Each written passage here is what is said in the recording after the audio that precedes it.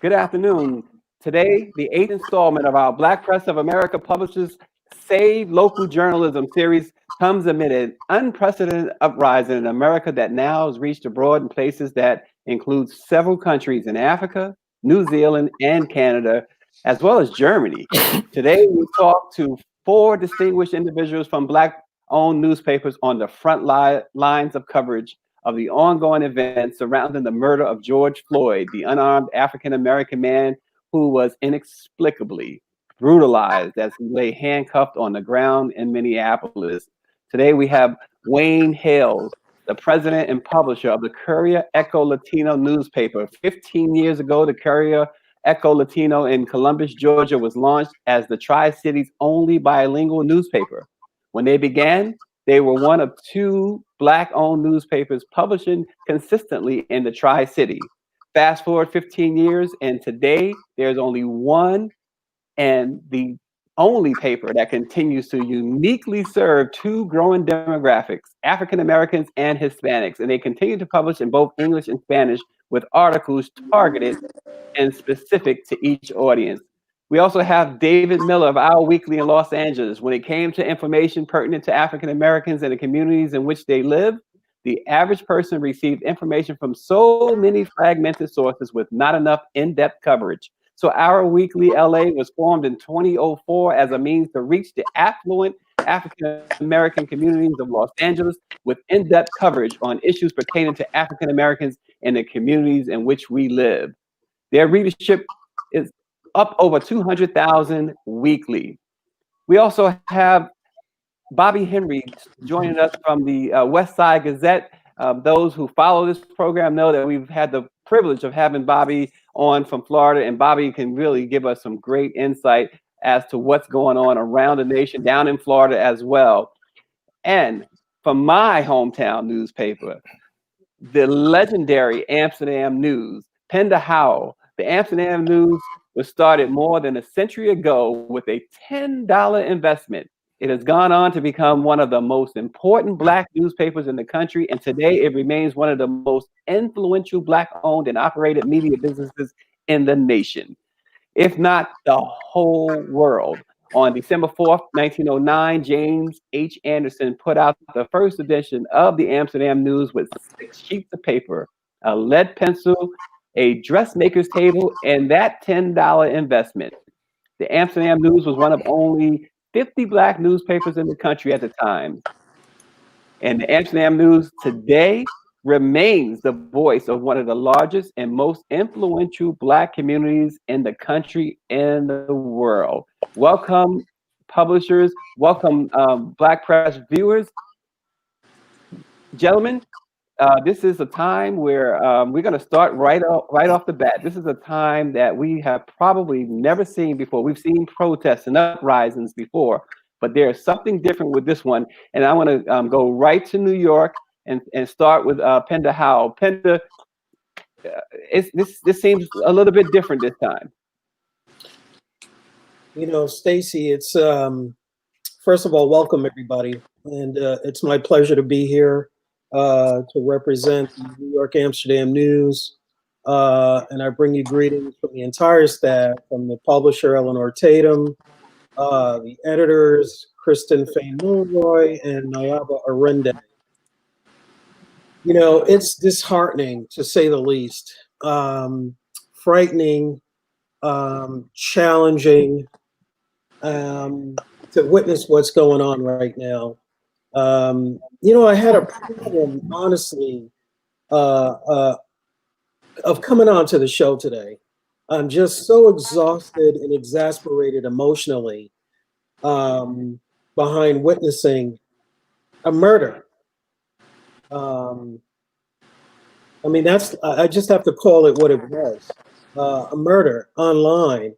It was so traumatizing to me as an individual, as a Black man. You know, you almost want to, you know, I said to my wife and my kids the other day, you know, your heart and your spirit is crying, and just you want to just wrap your arms around any and everybody near and dear and afar. But my head wants to hurt something, and so, I look at the uprisings that's going on and the destruction that's happening. I understand the pain because I feel it. I can understand the despair because I'm experiencing it. The destruction is a manifestation of centuries of Black disenfranchisement in this country. It's something that as a Black person, I feel every day walking out the house. And so I can understand how people are upset because there are businesses being destroyed, and I don't condone that, but I can understand the reasoning, the hopelessness behind the behavior. That's not to say, again, I don't agree with destroying your neighborhoods. But when you have a feeling of hopelessness, a sense of despair as an individual, as a person. Yeah. Sometimes you're just at a loss, personally. Yeah. Well, Penda, we are happy that you did decide to join us. We know it's a difficult time for everyone, and we really appreciate you and of course the Amsterdam News. We're going to come back to you, Penda, for sure. I want to go down south to Columbus, Georgia. Wane Hales. Wane, same thing. We'll start here with what's been going on. Your view? Yeah.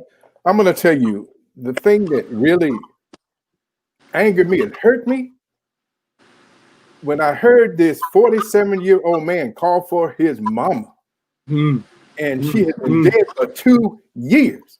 He knew he was gone.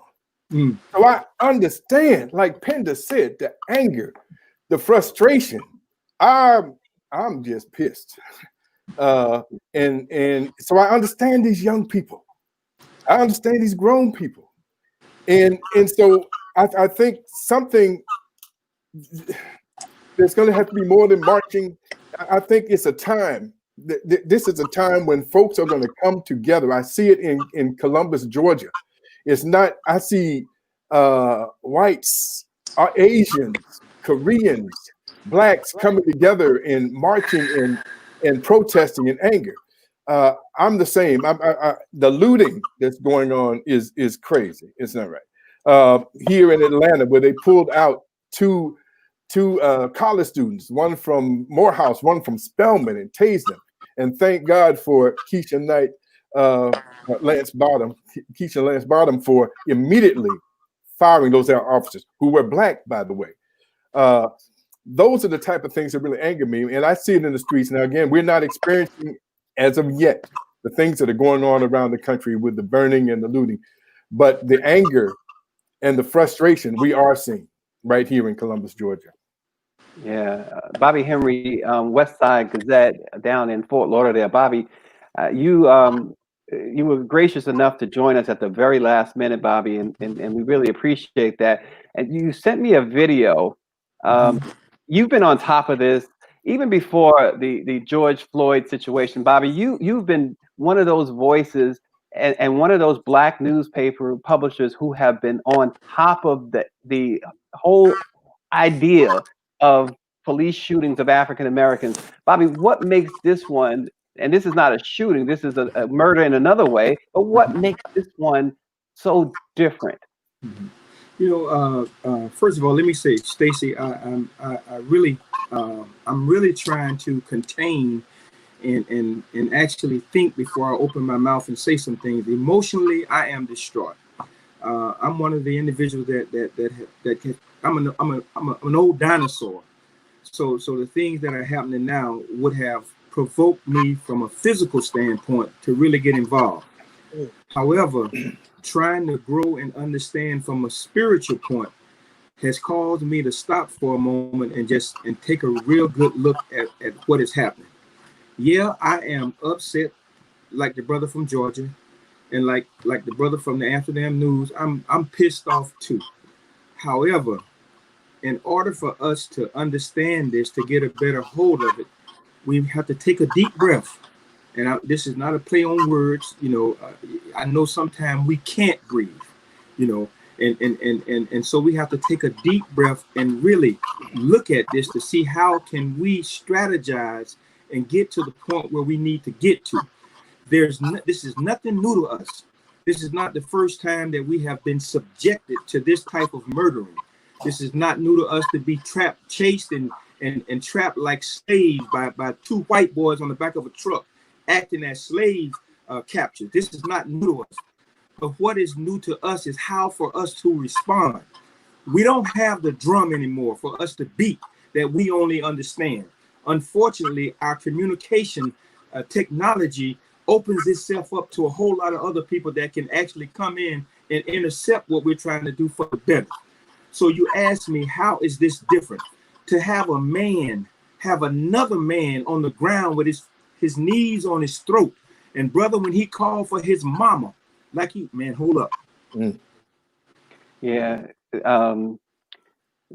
We are live, but this is raw emotion. This is what it feels like to be Black in America. David Miller, Our Weekly, we are live, and I just want to remind everyone that because we are live and because this is so real to everyone, you might hear noises, you might see expressions and hear expressions that you don't ordinarily hear in a live broadcast. But we are the Black Press of America. We are 193 years. The Black press. David Miller, Our Weekly in Los Angeles. We know that there's been a lot of uprising there in Los Angeles. David, can you speak to that for us, please? Sure. I would say overall, this has been very heart-wrenching. 3 weeks ago, it crossed my mind, and I felt like God was leading me in a different direction in terms of being an advocate for the senseless killing. And then all of a sudden, this happens last week. This is a different type of protest. As some of you've already mentioned, I disagree with the looting and the vandalism. But what has to happen, we have to stand together. And what I'm proud of is that it's happening across the country. And it's not just African Americans that are standing, it's people of all races. So it's been crazy out here. But at the end of the day, I hope they realize that it's not about getting out there looting or destroying properties and things that people have worked hard to build, but it's about standing true to what we believe in. And I think we would be able to send a stronger message by eliminating a lot of the things that are happening. But then on the same token, you got a lot of people out there that are not even out there for the cause. They are out there to do what they can and to participate in looting or whatever. But again, this is really heart-wrenching, and I think we had to take a stance. This is not necessarily the best method, but it had to happen. Yeah, and again, for our viewers to understand too, this program was not intended to cover this news, but it's impossible for the Black press to ignore this. We will certainly have these fine publishers back on another program to discuss what we normally discuss on this program, but it is imperative that we discuss this. Penda Howell, Amsterdam News, we talked about the looting, but we're hearing so many reports. We're seeing video that these are not the demonstrators that are doing the looting. These are not the demonstrators that are doing the fire bombings. In fact, we've seen people of other races start this. Can you speak to that, Penda? So I think, what's happening behind the scenes is a coordinated effort by a host of other persons, bodies, organizations that have traditionally exploited our hurt and our pain. And I think one of the things that we can do as a body is, first of all, identify who these folks are, and that's being done on a daily basis. So that's one thing that I'm very proud of. The vast majority who are there for peaceful protests are outing those bad characters that are there to disrupt and cause confusion and diversion. But it's always fascinating to me that there's a coordinated effort behind the scenes by others, and are able to infiltrate what's happening on the ground, it says to me that there certainly are forces at work collectively that are plotting, planning, 24 hours a day, 7 days a week, and that we ought to be doing the same thing at the same time, collectively, right? That's what it says to me. Yeah, and Bobby Henry down in Fort Lauderdale, Florida, there's a new prosecutor on the case, the Attorney General, Mr. Ellison. He had a long, the governor actually had a long conversation with Jay-Z, who is really getting the accolades, and probably rightfully so, for convincing the governor to turn this over to Mr. Ellison. Can you talk about the importance of having someone like Keith Ellison run this investigation, considering the charges? A lot of folks believe that this third-degree murder charge was just ridiculous. Can you talk to that? You know, Stacy. Again, trying to understand the history of this country when it comes to us, the just us being just us, not the justice. You know, so to have somebody that's culturally sensitive and can understand the plight of what we have gone through, yes, that means something. But just the other day, Stacy, when we had a peaceful protest, there was a sister that got on her knees and had her hands up. But a city of Fort Lauderdale police officer came over and just pushed the sister down, who wasn't doing anything. So when you ask me, what does it mean because we have a person who can identify and understand, that means that they take into account the entire situation, not just that one incident, not just the one incident, but the accumulation of all that has transpired that has gotten us to this point. So to have a brother or a sister or even a person of another ethnicity that understands the cultural differences and that which we have been through, and willing to stand up for that, not to come in and exacerbate the situation or to use it for any other reason, but to get the just us, and not just have just us in the position, always looking for something to come out. So, yeah. And Wayne Hales, again, you know, we're talking about the appointment of Keith Ellison, the conversation that Jay-Z had with Governor Walz out in Minnesota. We are seeing, Wayne Hales, a lot of people stand up that don't normally stand up, and I'm not talking about Jay-Z, but I'm talking about people like Oprah Winfrey. I'm talking about Michael Jordan, who has had a reputation of staying away from these social and political things that occur in our nation when it comes to Black people. What does this mean, Wayne Hale, that you're getting everyone standing up now, it seems? I think this situation has forced everyone to stand up.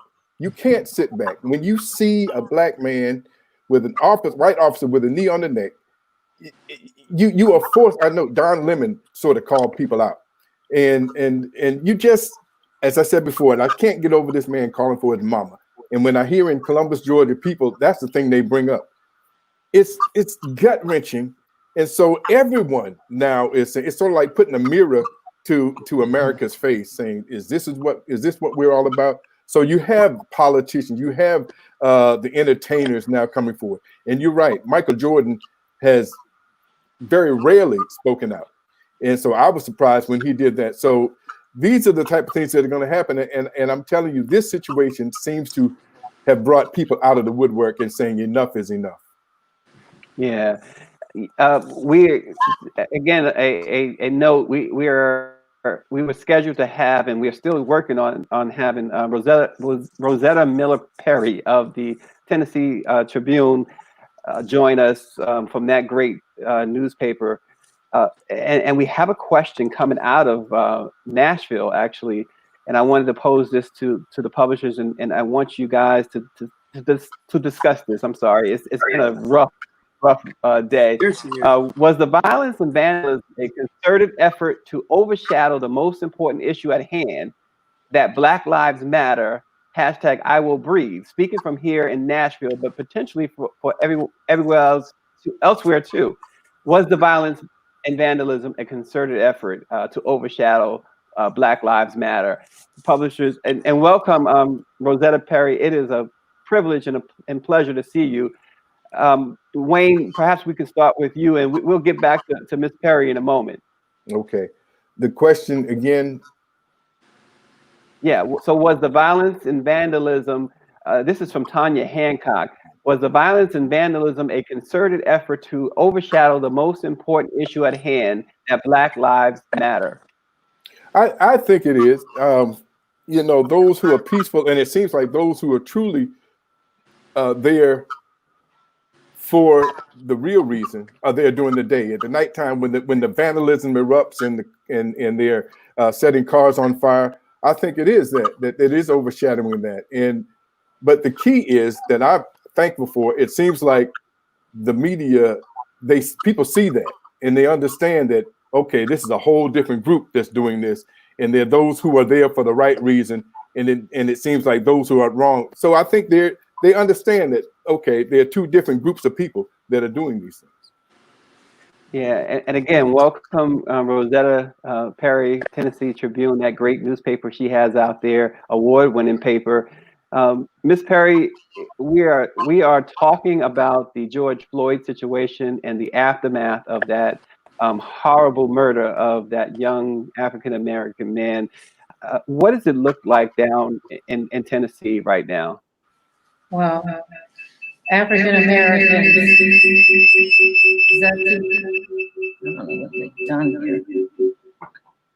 can you hear me? Yes. Okay. African Americans are very angry, all of us. We have gone through too much, and I can understand how white society feels. But now it's time that they understand how we feel. Here in Nashville, we have similar problems, but unfortunately, we have citizens, all races, who really try to work together to prevent such an incident. But I'm not saying that's not going to happen, because down the road, unless this city starts hiring Black men, see, our problem, which leads to all of this, is that you have a city with 4 educated institutions. Many Black males graduate from those institutions, yet our city government will not hire Black men.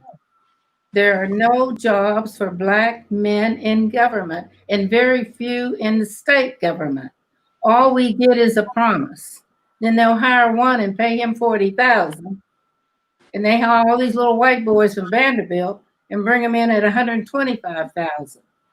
So those are the things that start us to keep fighting.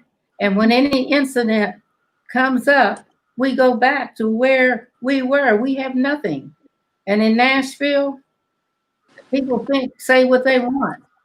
Black folks have nothing. Black men have nothing.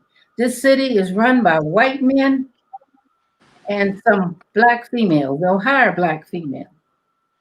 So tragedy is on its way in this city. Yeah. Well, Rosetta Perry, you have joined a discussion with 4 other Black men who have already shown some serious raw emotion, and it's to be expected, and we don't mind. Penda Howell, Amsterdam News. What's the solution going forward as far as the unrest that's happening? You know, I don't know what the solution is, but I'll say this. The climate is thick, and I'm worried. Have been for quite some time. We must change the laws, and it starts with voting, locally and nationally. I'm sick, disgusted, and afraid of what's transpiring and now being exposed for the world to see. Thank God for the video. I've been disgusted by race relations in this country from the time I can recall being exposed to it as a young kid, as a young man. The climate is thick, and I'm worried. Yeah. You know, we need folks of all races to speak up and about the sick injustices we're witnessing on a daily basis. Yet folks want us to keep calm. I say hell no. David Miller, our weekly. Finish this. David, Let me just go finish. ahead. No, sure. Go ahead, Penda. We witnessed a press conference the other day, right? That press conference was a farce.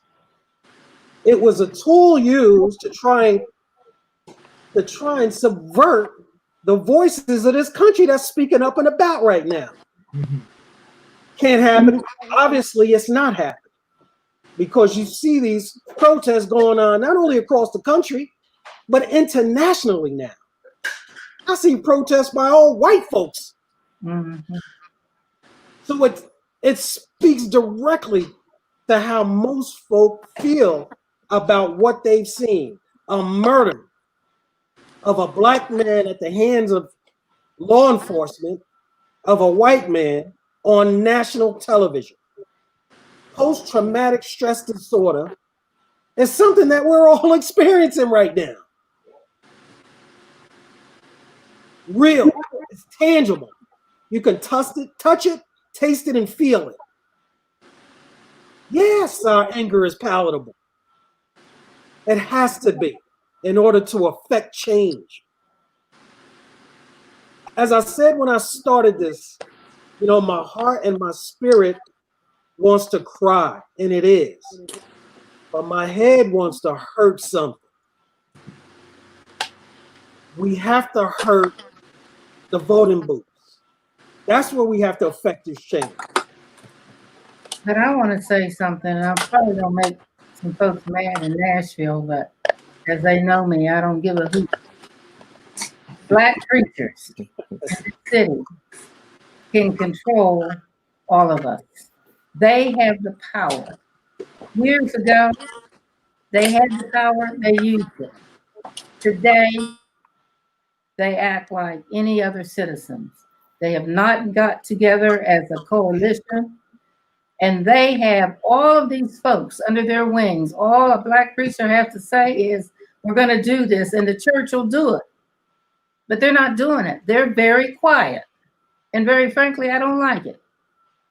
Nashville doesn't have any real leadership. I haven't seen it.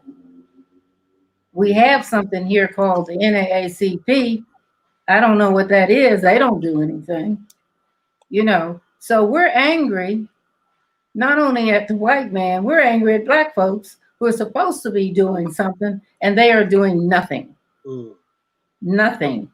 And you have all these young people out there putting their lives on the line. And then we're sitting back in our fine homes and cars and so forth, doing not a damn thing. It doesn't make any kind of sense. And I challenge those black preachers. They need to get out there and act like the preachers used to act. They're supposed to be our leaders. And since no real leader has emerged in Nashville in the last 30 years. And that's disgraceful. David Miller, our weekly. The other day we had Representative Karen Bass, your California representative and chair of the CBC on, and she made a comment that many agree with. And I want to get your reaction. I want to get everybody's reaction to this. She said that had that been a dog that he put his knee on and killed like that in the street, everybody would have been up in arms. Can you speak to that, David? Yes, I would agree. I mean, truly, animals have more love than the average African-American man. It's unfortunate. I agree with her. I agree that people are advocates for animals. They are protective of animals. But when it comes down to that black man, we don't have that same level of protection. I mean, I'm angry. I'm bitter.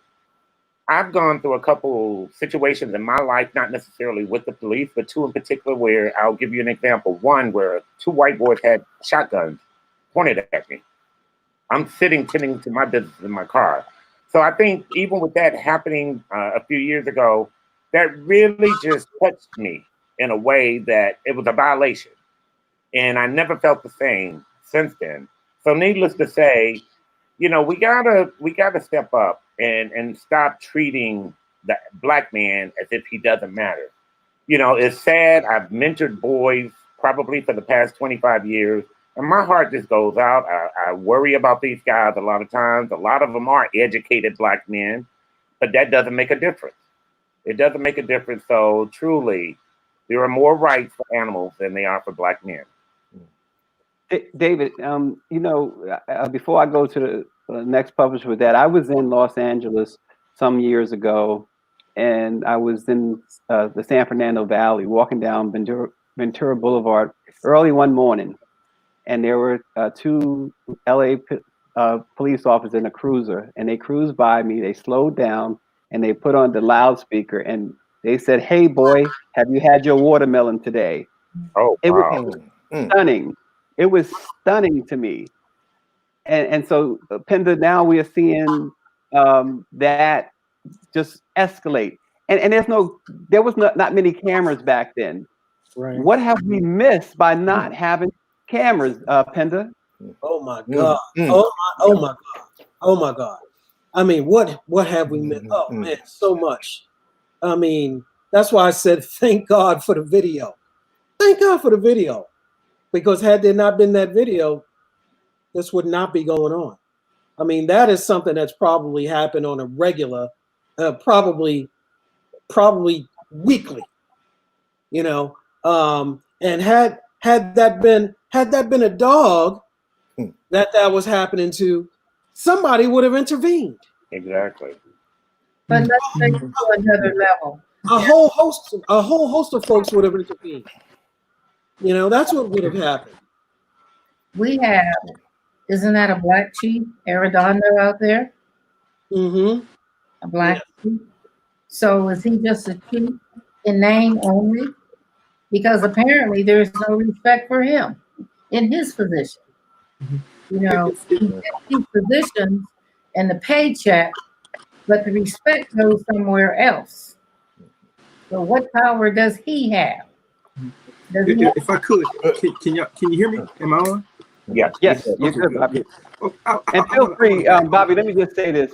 Feel free, Wayne, David, Penda, Mr. Perry, feel free to jump in and have a conversation. This is what we need. Okay. You know, I want to back up, you know, and Rosetta, I heard exactly what you said when it comes to our so-called black leadership, you know, and yes, we are lacking in that department from playing the Apollo trick game. Okay, but I want to go back a minute. You know, when you talked about, you asked the question if this was basically a cover-up to some other stuff. The coronavirus, was this a mask or whatever? We have to be extremely careful. Now, remember, when it comes to doing some subversive stuff, the communication system is one of the first things they take over. Now, there's something happening that I don't know if people from around the country are familiar with something that's supposed to happen on July 7th. Somebody is putting out misinformation. Don't know where it came from, but just throwing it out there that we should do a certain thing. We got to be mindful, man, that you said it, Penda, about them being 7 years ahead of us in their thinking process, using bots and Russians and all other stuff to throw a monkey wrench in the game. And we're falling for it. You know, we are falling for it hook, line, and sinker. Yeah. We talk about this police brutality. I would guarantee and bet you 98.8% of those men who are engaged in that type of behavior when it comes to being suppressive and killing folk come from the military, on the police department. You got a military mindset on the police department. The police is supposed to be about saving and protecting us. The military is about defending us at all costs. So when you bring that mentality to a police department, you are setting up an arena for just that. That mentality is to get back home any kind of way you can. Now we talk about there ain't nothing new under the sun. We as black men have only been valued for our seed, and that's it. You know, nothing else. Nothing. Not our brain capacity. Hell, we created most of everything there is to create, but do we get credit for that?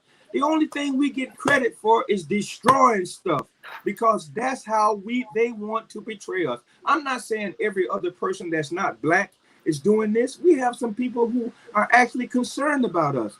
And then there are those of us who have been hoodwinked. And what's the word? Miseducated, the miseducation of a Negro. And they come in with a whole different aspect from, man, please don't get me started, man, because this thing is more about what we are doing to ourselves than we're allowing them to do. They gonna do what they do. Are we that foolish enough to think that they want us to be able to come up from this when their whole premise is to keep us down? Do we actually supposed to believe that? Hell, Nat Turner was fooled until he realized what was going on. And when he realized what was happening, he turned the whole thing around. So we need to be extremely mindful. We need to talk more to each other. And I'm not just saying gossip. I'm talking about having a genuine conversation. I might not agree with you, Penda, but you and I can have a conversation to get to where we need to be. Wayne, you and I might not agree, but we need to have a conversation. David, you and I might not agree, but we need to have a conversation. And Rosetta, you might bury me because you got a funeral home there, so we really need to have a conversation. Well, I have to agree with Bobby. Actually, I think the root of the problem in most police departments across the country, it's about lack of training. You got to train and educate these police officers, and to know that they have they got to have a sensitivity when it comes to, especially African American men. What you find in a lot of police departments across the country is racism within the police department. So it's going to be a domino effect, and it's going to always be a challenge, because if you don't respect your peer, you're definitely not going to respect that black man on the street. How many police departments have black psychologists to do the screening to let a cop on? How many across this country? Yeah, you know what, Bobby, and what you guys are saying now. Nelson King Sr. He says, when you have a president that has he says stupid attacks like going to police graduation and telling them to rough us up, they take that to heart. Leadership rotates from the top down. Wayne Hales, you want to start that conversation? Yeah. Well, if I could, I'm going to go back just a minute to what Penda was saying. We were talking about if there were no videos, cameras today, how many people have really been killed? And I'm sure you all heard the story about Amy Cooper and Christian Cooper in New York, in the Central Park, and Rambo. And you see how this white woman said, if you don't stop, I'm going to call the police and tell them that you're threatening my life. Now, if he didn't have that, if my dog, if he didn't have that video. Now, my son went through that. He lives in New York, and he was going into an apartment complex that he lives in. And this white girl said, "Do you live here?" And he said, "Yeah." "Show me your key." And he, fortunately enough, he pulled out his camera and was videotaping her. She went on and on. And so her job released her. And fortunately, that the management of the apartment complex gave him the tapes of the whole conversation. Man, I'm off track, but I'm sorry. That thing with those, if we did not have, just think about all the things that have gone wrong without the videos. Think of all the brothers that have died. Gosh. I'm glad. Okay, now y'all talk about the camera. If I'm not mistaken, I think Ice Cube said, "God damn, who got the camera?" With the Rodney King incident. Now, you know, so let's be mindful. It could get switched over too. But I'm glad they gave us a camera there also. But let's be mindful. Not only the camera, who's looking, who's judging what comes from that camera. That's true. Still being fair, you still have good policemen out there. Yeah. Now, sure. We've not had in Nashville incidents like you've had around the country. You know, we have a good police chief. They have problems, but nothing major. So I don't think we need to indict all of them. No. There are good ones out there. There are good ones, yes. Well, and speaking of indicting, Rosetta Perry, Tennessee Tribune, there's a lot of clamor, and rightfully so, I suggest, for those other 3 officers to be arrested. Yes. Rosetta Perry, can you start that conversation off as well? Well, I feel like they're just as guilty as the main culprit. They could have done something. You know, if I were there and I didn't want to be part, at least I would have walked away and called somebody. They are just as guilty. They knew it was wrong. They could have pulled the nut off of the man, but they didn't do it. I think they need to be arrested and they need to be charged. They're just as guilty. Well, there was another video, Wayne Hales. There was another video of the same incident from a different angle, speaking of cameras, that showed all those all 3 of officers them. with Right. a knee All in this 3 of them. man. All 3 of them were kneeling on him. He was just on their neck. Yes. All 3 of them. And what I liked was the police chief came out and he was talking to Floyd's brother, took his hat off and said, look, all of them are guilty. And we didn't talk about that. So that you don't see that every day. Of course, this is a black police chief. That felt really good to me. We took his hat off and said, look, every last one of them are culpable. You know, so I think that's going to become, they asked, would they be arrested? He said they were all culpable and they were all wrong. So I'm pretty sure the rest of them are going to be arrested as well. Well, can someone explain to me, help me understand, if this man was laid on the ground, handcuffed, why was there a need to even have your knee on his neck? He couldn't do anything. With his hand in his pocket. No, the officer had his hands in his pocket, just rolling on him. God. Maybe it was premeditated murder.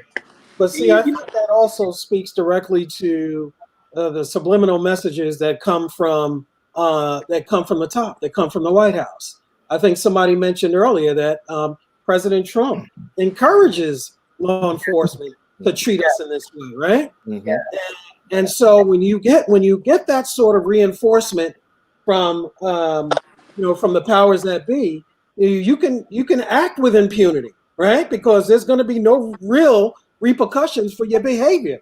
And so on the front end, to appease us, this guy or these guys in the past traditionally have lost their jobs.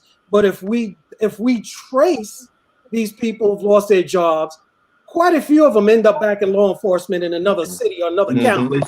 Absolutely. They're protected. They get their jobs back.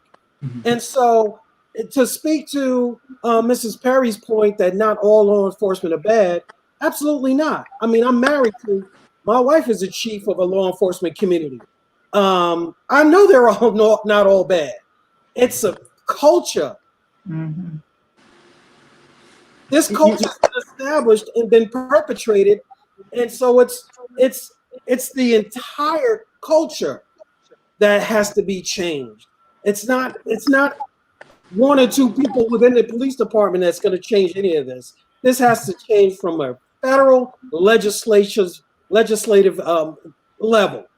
You know, that's where I believe it has to start. Can somebody say, sure. Bobby, I'm sorry. Before you weigh in, I want to make sure that our viewers understand that their questions are more than welcome. And Nelson King, Tracy Powell, we'll start with Nelson King. And Bobby, you can continue that, but I'm going to, before you do that, I'm going to read Nelson King Sr.'s comments. He said, "It is amazing to me that those other officers were, well, in this case, were not arrested along with him. When you have police pull Black young men and women over, they arrest everybody and treat him as accessories, even if they've done nothing wrong." Clearly, there were 3 other officers that had the gentleman pinned down on the ground next to the police car. So I think that as the law states, they were accessories to that crime. Okay, now David Miller, you said something earlier. You asked the question, why? You know, now the sister, the community activist from Minneapolis, she made mention that Brother Floyd and that officer who killed him knew each other.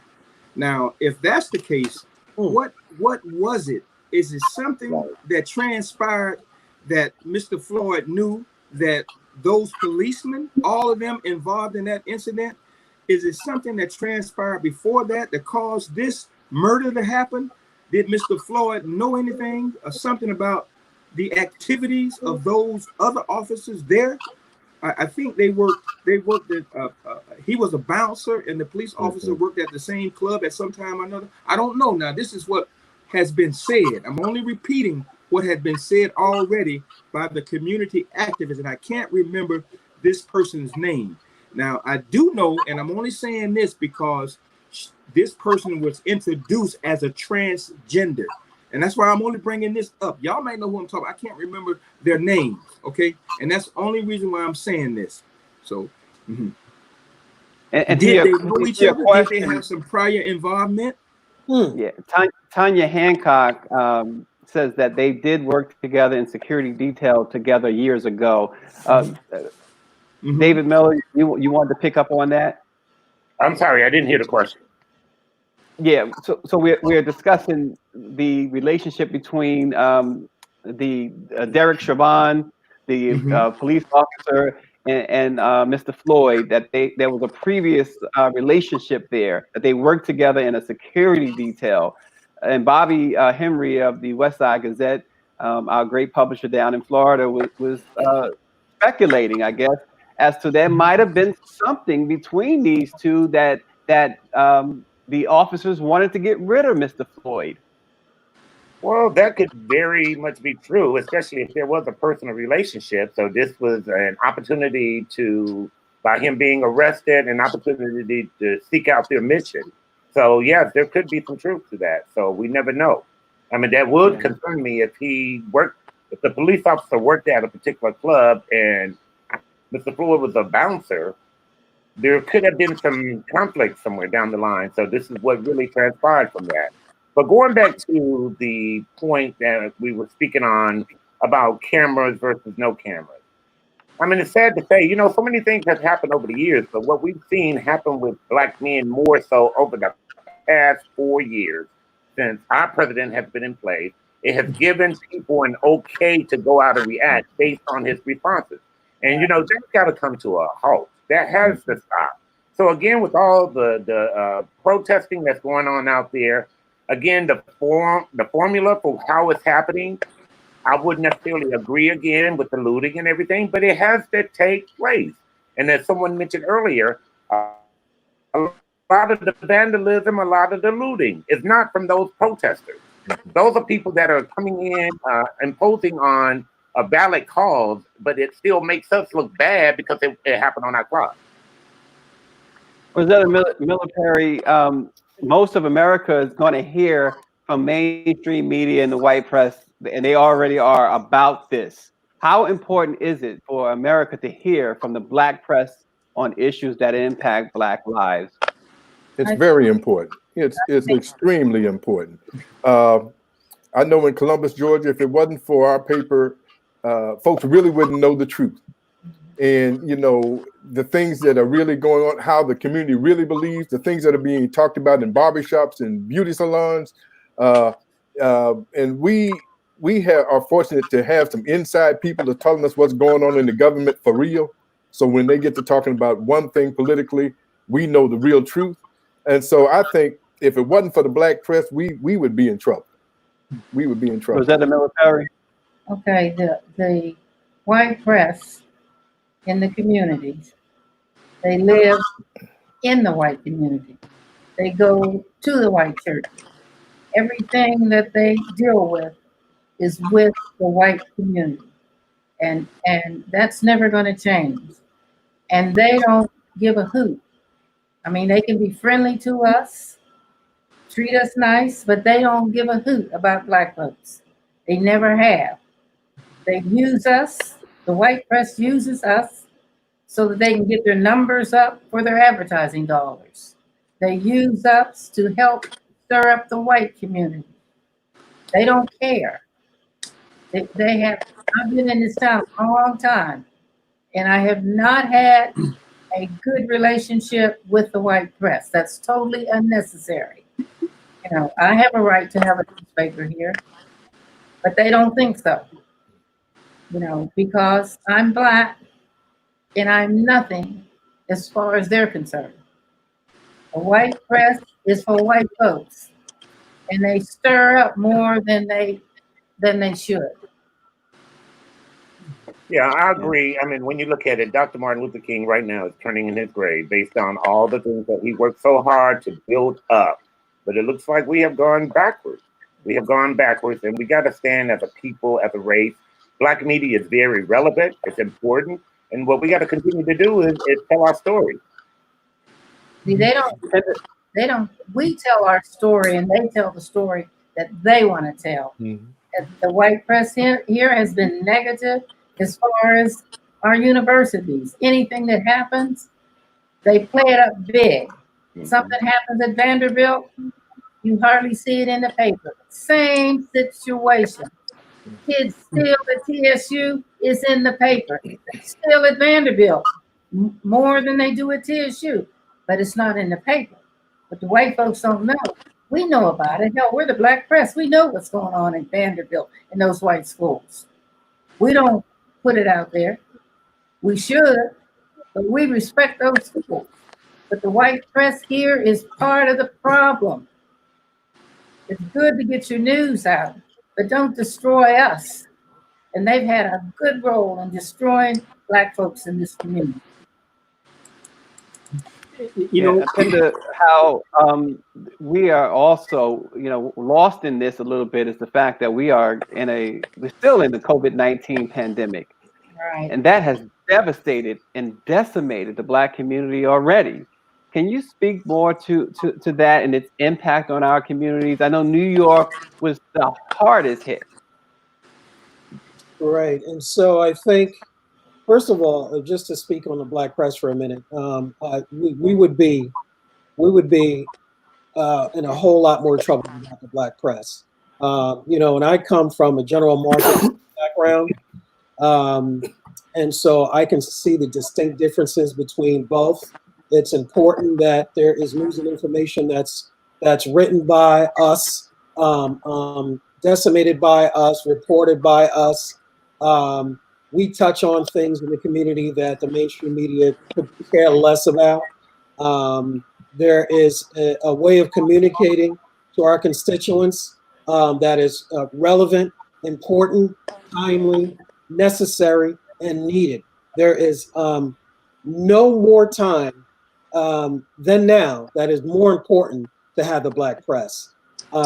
If you look at some clips from the Freedom's Journal going back 200 years, and just the front page of that newspaper, those articles are just as relevant today as they were 200 years ago. Same information that we were fighting for back then are the same conversations and rights and protections that we're fighting for today. And that's unfortunate. Yeah. Okay. If I can I chime in on this? Sure. Absolutely. Okay, sure. Okay.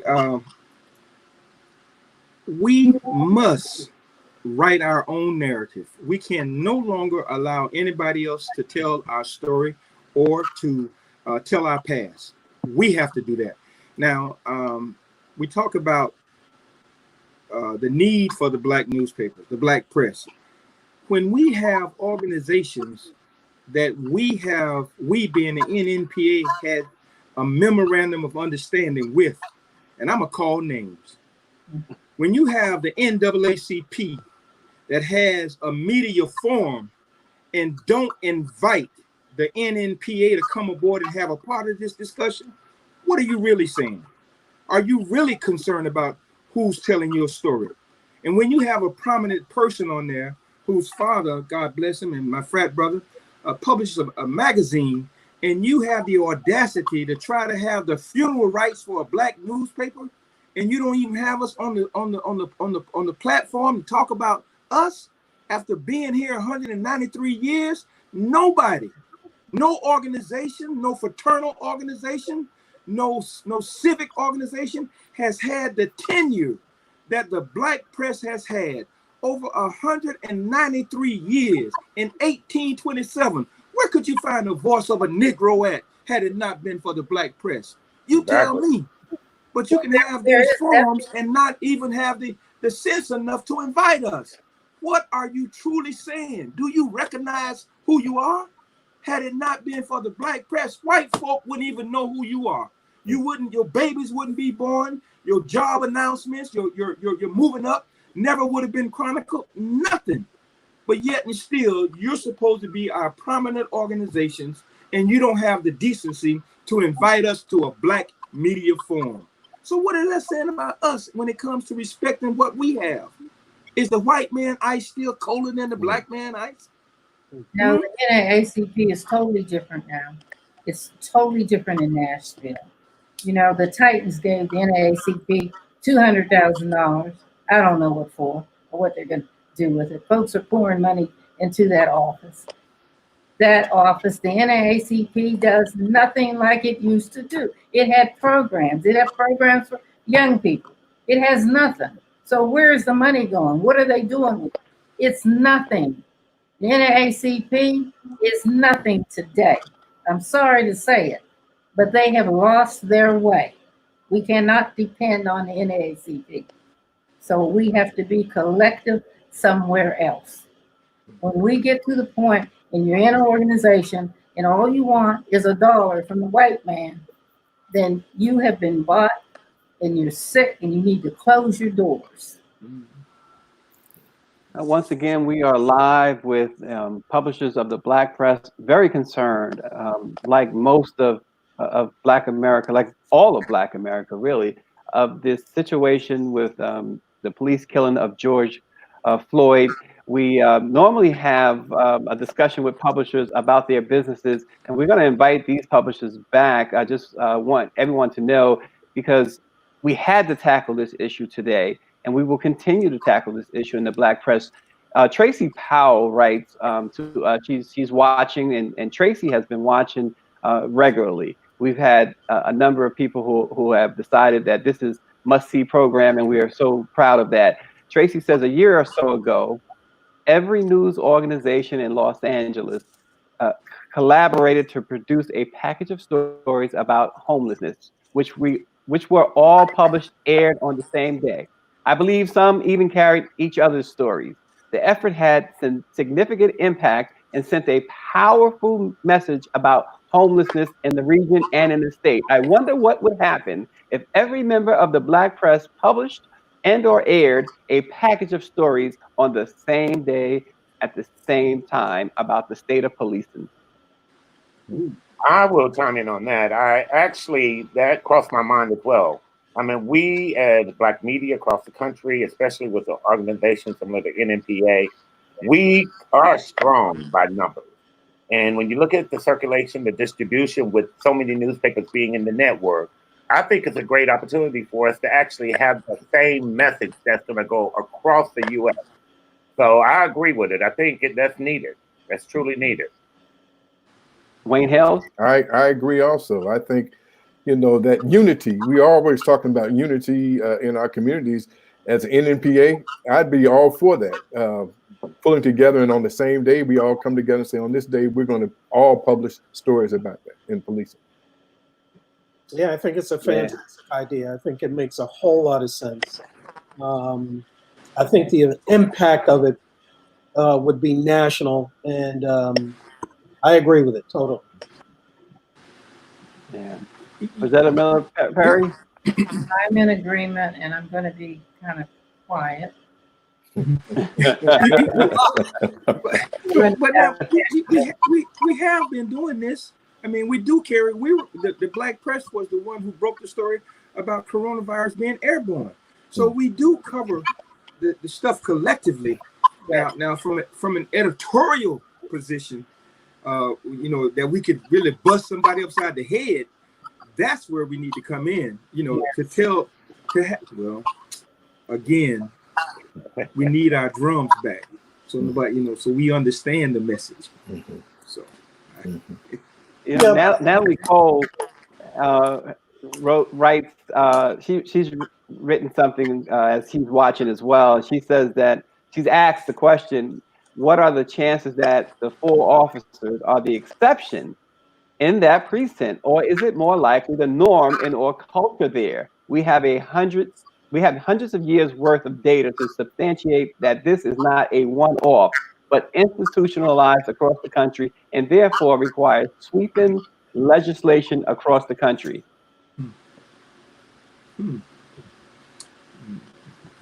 I believe that's an accurate statement. That's exactly what my sentiment was when I spoke earlier. Yeah. I mean, I truly believe it's part of the culture. Those 4 officers were not an exception.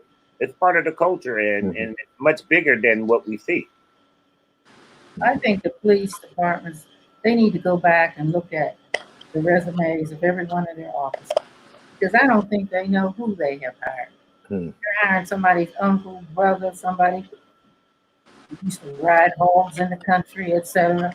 They just hire anybody in some of these police stations. They need to go back and review, because 9 times out of 10, somebody in there shouldn't be there, and that will do something just like what has happened. You know, this won't come out. It won't come to surface if we don't. I mean, if they don't have any, again, black psychologists or sociologists, somebody back there to do the screening, to ask those questions, to say, well, hey man, this guy here, he don't need to be here. You know, he doesn't understand, you know, what it is, what he's doing when it comes to affecting people outside of his own color. But if we don't have that barrier or that defense or that doorkeeper to say, nope, sorry, you don't fit the bill. Yeah, you shoot a gun. Yeah, you answer these questions correctly. But your mentality, that's not happening, man. That doesn't produce what we need to have a policing department, not some military operation to go out and say, put your knee on somebody's neck or pull your gun so you can get home, and not ask the right questions. So. Well, what would happen, it crosses my mind occasionally when a lot of these incidents are taking place. What if the roles were reversed? How would they react if it was a black officer and a white young man? You just saw it in Minneapolis. They sent the brother to jail. He killed the white woman. They sent him to jail. He's still in jail, ain't he? Exactly. So I think it has a different meaning when it comes to a black officer and a white person. Wayne Hales, kidnapping is automatically a federal offense, right? Right. So should the killing of an unarmed citizen by law enforcement officers be treated as a federal crime? What would that change things given the current relationship that exists between DAs and officers? Of course it would, but you know, if it just depends on who's prosecuting the case. That's been the problem too. You know, that would change. Someone said, was it today? If the police officers were arrested and sent to jail, like you or I, if we had done that thing, then that would change the whole scope of everything. I think between it's the DAs in a lot of communities, very few DAs will prosecute police officers. So if they had those laws and if they would change those things, and I think the current relationship would change between the DAs and the police officers. But you'd have to have someone who wants to step up and prosecute police officers for doing wrong. And isn't this where the Department of Justice is supposed to come in, Penda Howell? Well, that's where it's supposed to come in, right? But with the current Department of Justice, we would just be inviting the fox into the hen house. Into the hen house. Yeah. Yeah, I think kidnapping, it should be, killing of unarmed citizens by law enforcement officers should be treated as a federal crime, right? Would that change things given the current relationship that exists between the DAs and the officers involved? And so no, just to echo my brother's sentiment, because of the working relationship within the department, right? going back to my earlier point, we've got to vote in from a local level,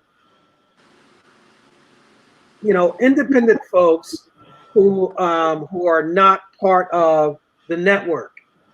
Voting is the only way to change any of this. Once we vote in folks who are not part of the independent network, then we can start to address legislation that supports all of this behavior. Voting is the only way that's going to change any of this in my mind. And the DA's job is very, very important. And I think a lot of people don't realize that. For years, our DA would, if a white young man and a black young man both were caught with marijuana, the white guy got to go home, and the black guy, they sent him to jail, or they sent juveniles.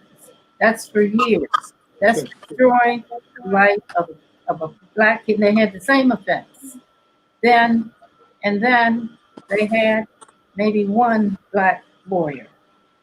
So when we had an election here, they always come to us for that. You don't see them after that. And I asked the guy, I said, why don't you have more black attorneys? He said, I've looked all over this country, and it's just hard. We just can't find a black attorney. I mean, and it hurt me because he looked at me and he thought I was a fool. So then the person that was running against him, I said to him, if the black community support you, will you hire black attorneys? He said, I will, and I'll get it up to 40, at least 40%. Well, we trusted him. And guess what he did?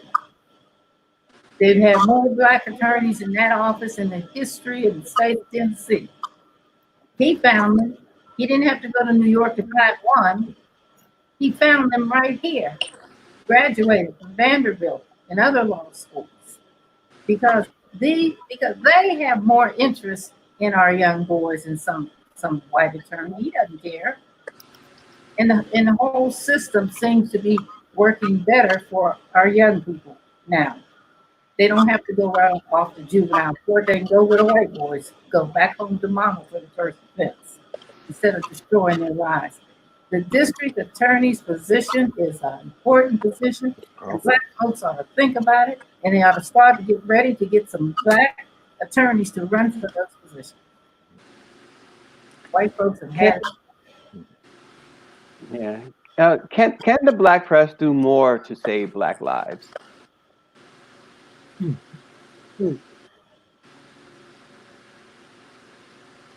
I think that's an interesting question overall, but I think for the most part, what we can do as black press is continue to publish stories and articles that are educating our people on ways to conduct themselves. For example, if you're being pulled over by the police, you need to be civil about it. You need to be you have to handle that in a certain way. You can't be belligerent. You can't go off, because that's what's going to trigger them to react in a certain way.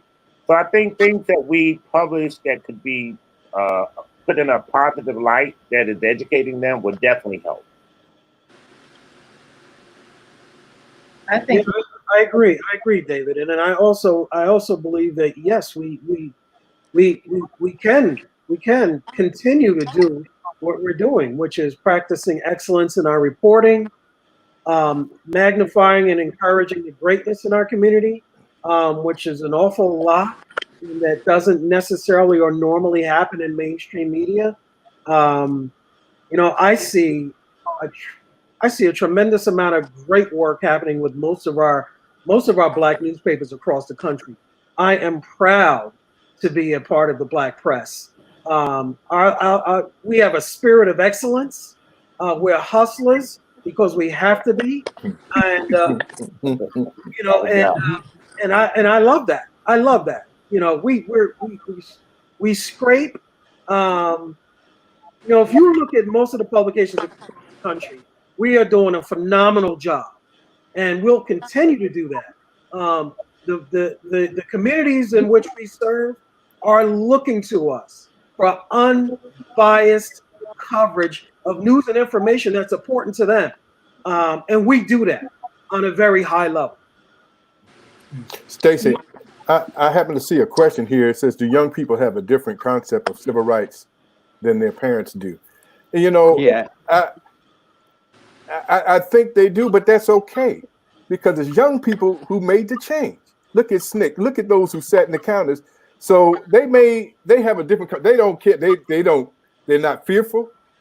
The key is that they do need to understand the past and what had to happen. But I think it's okay for them what they're doing, to fight the way they're fighting, the anger that they have, because it's going to take them to change. I'm old now, you know. I can support them, you know, and I'll stand with them, but I can't do all that I used to do when I was 20, 30, you know. But I think they're going to make that change, and I think you see that now. And you know, the younger generation is more radical. So they are more bold. They're, as you mentioned, Wayne, they're not afraid. So I think that will make a difference. You know, Kendall, you said something. Penda, I'm sorry. Penda, when you said that, first of all, let me say, when I saw the Amsterdam news on Shaft, you know, my chest was out this big. I said, look at this. You got the black newspaper right here on the move. That's what we do. We, again, for us to save lives, we got to show our readers and tell our readers that their lives are valuable. And the value of life, you got to look back. You got to go to the past and look back. And when you look back, you see from whence you came, you understand the value. And so we have to do that.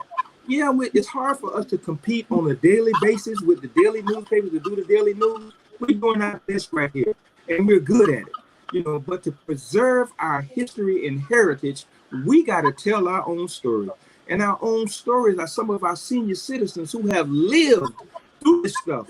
We got to tell them that. We have to write our own narrative. Now, another thing that gets me, this is me. I don't know if y'all do any crabbing. You know, when people talk about crabs in the barrel, they lying. When the crabs are in the barrel in hot water, they create a bridge for the other crab to crawl out. They don't try to pull that crab back in there. But our mentality is such that we believe that because they said that. They will send you straight to hell with what they say.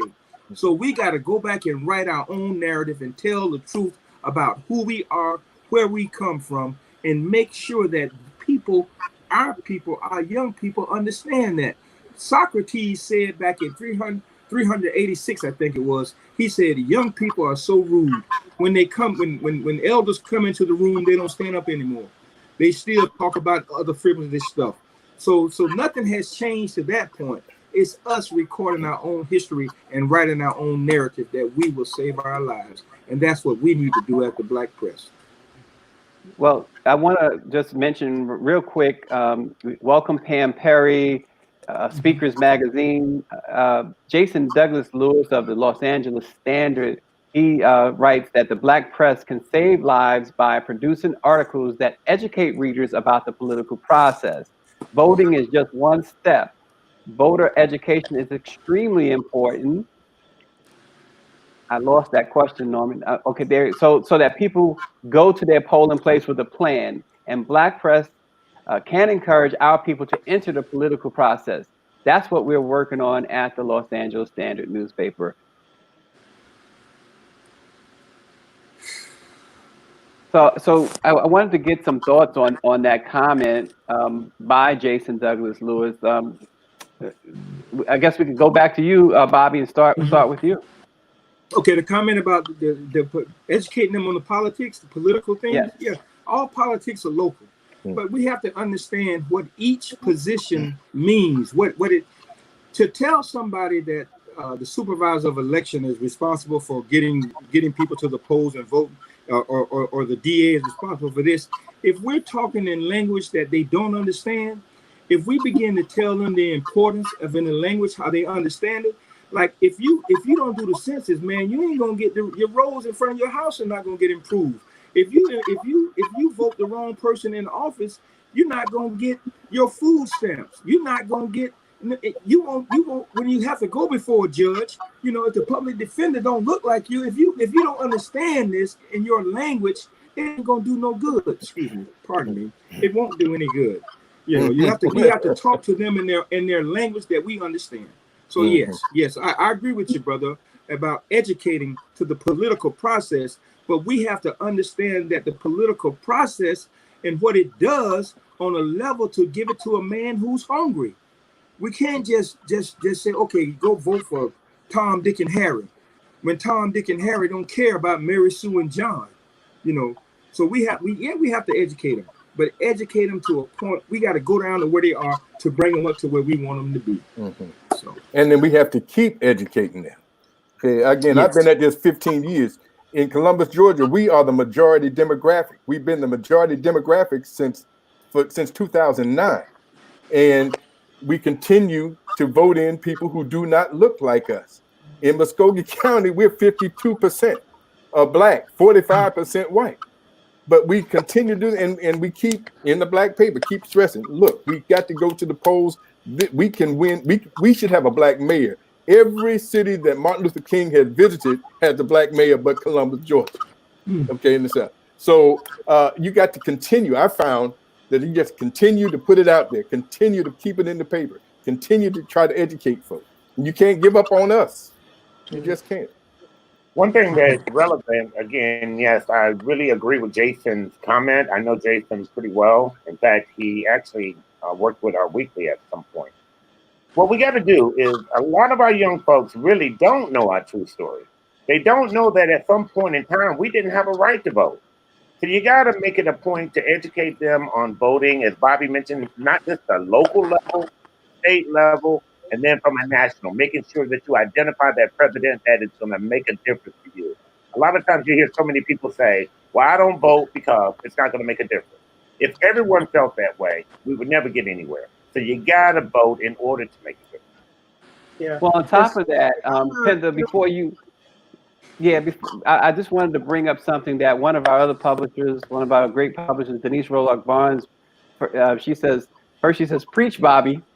You're right. Young folks want to know the story, how we overcame, and the generations that preceded them. After the protest, what's next? We've got to tell them the story. Go ahead, Penda. And so I was just going to say that, you know, as a collective, the Black press, Black newspaper publishers, we do have agency over this conversation. We own this dialogue. And I do see us doing this on a local, regional, and a national level. And I think we do a good job of it. I really do. I don't think there's enough information that can be decimated. But I think, to Bobby's point, to meet folks on a level where they are, so that the information that's being decimated can be received and digested in a meaningful way, is important. And I think is another thing that we do another really good job of. So to have agency over this dialogue, we have it as Black media. And I think, again, we're doing a good job of owning it.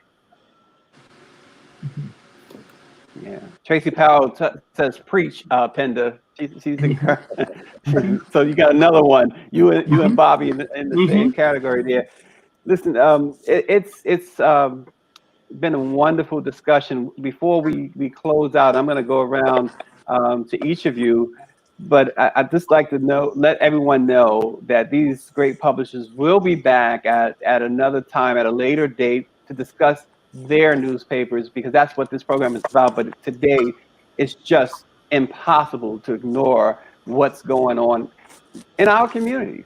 So we really want you to stay tuned. We do this every Monday and Wednesday. We'll have another set of publishers, great publishers of the Black press on Wednesday. Tonight, we're going to try and lighten things just a little bit. It's Black Music Appreciation Month, and we're going to kick it off tonight at 7 p.m. with an interview with Russell Simmons, the founder of Def Jam Records. It should be very nice. And on Friday, at about 7:30 p.m. Eastern, 7:30 p.m. Eastern, we're going to have a special show with the Temptations, and they got some treats for us. Otis Williams and his group. Penda, at some point, well, let me ask you this. What do you see for the future of Black America right now? Lord have mercy, Stace. What I see is, from my perspective, I see greatness before us. I really do. I'm not dismayed by what's happening. Am I disheartened? Yes. Am I disappointed? Yes. But I'm also encouraged because I see those who are, listen, you guys are talking about the younger generation and how, how different their perspective is. I think we don't give ourselves enough credit for creating the environment for them to conduct themselves the way they do.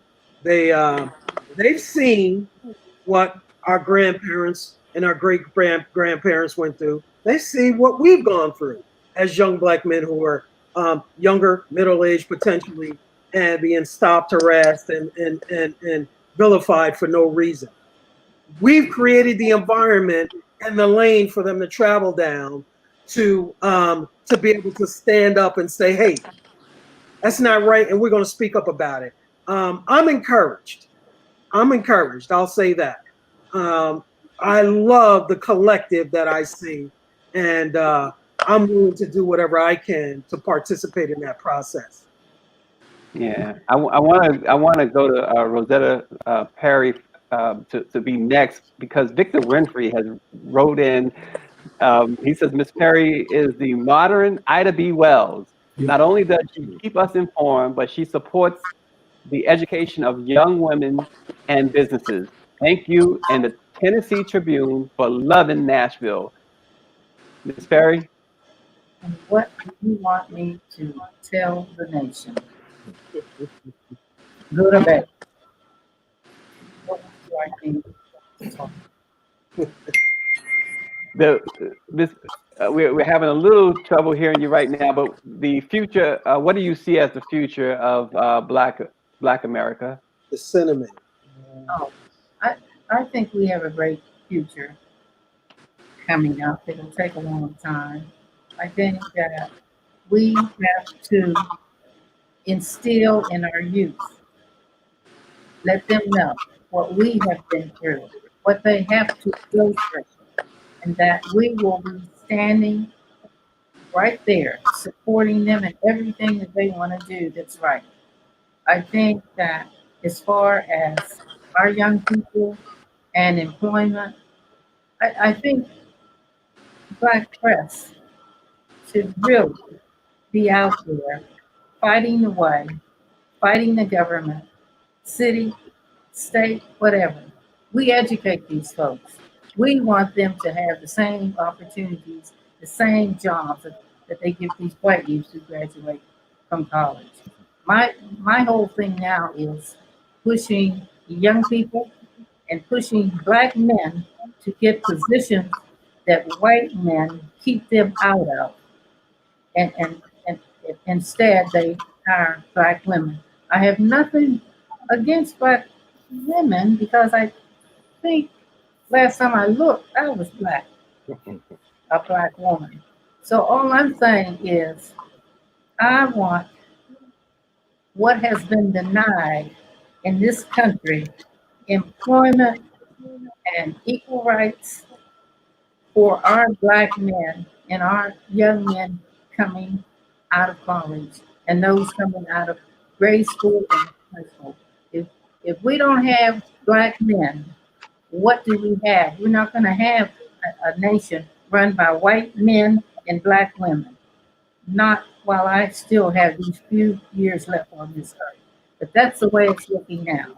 White men, Black women. So my fight and what I want is justice for our Black men, our Black youth. Yeah, Miss Perry is she has written the only book that documents Black women publishers of the NMPA, and thanks Denise Rolock Barnes for reminding us of that. And it's a great book. We did a story on that some time ago, and It is a great book. Everybody should pick it up. David Miller, The Future of Black America. Actually, I think the future of Black America is very bright. I mean, we're at a time in our life right now where, as African Americans, we pretty much feel like we've hit rock bottom. And there's only one way to go, and that is up. We can no longer stand based on where we've been before. We got to move forward. And I think what was notable, again, for those that were out there protesting, there were a lot of people, as we talked about it earlier, of different races. And if we stand in unison on what we believe is true, I think we really will go places. So yes, I'm looking forward to the future.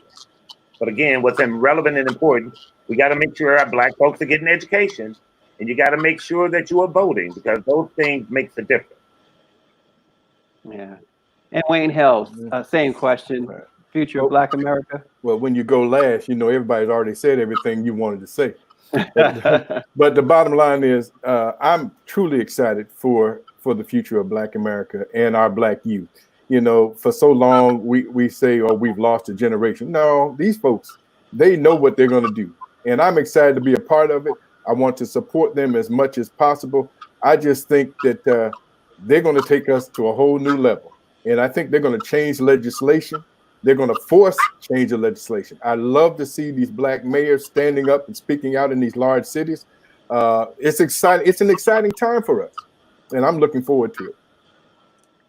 Well, we are looking forward to what all you publishers are going to be talking about over the next days, months, and years.